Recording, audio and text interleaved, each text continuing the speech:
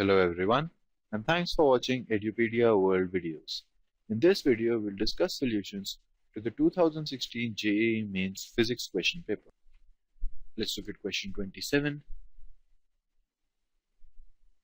A galvanometer having a coil resistance of 100 ohm gives full-scale deflection for 1 milliampere, and we wanted to give a full-scale deflection of 10 ampere. So we'll add a small shunt resistance in series with the original. This is 100 ohm. Let's call this R. This has to be a small value.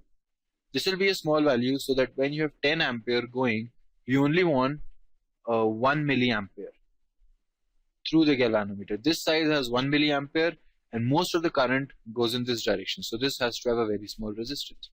Well, 1 milliampere will simply be the inverted ratio in the inverse of the resistances of this 10 ampere. So it will be 10 into R by R plus 100, which gives me R by R plus 100 is equal to 10 to the power minus 4. And since R is very small, we can just take the denominator to be 100, approximately 100, which means R is approximately 100 into 10 to the power minus 4 or 10 to the power minus 2 or 0.01 ohm, which means the answer is option 1. This completes the solutions. Thank you.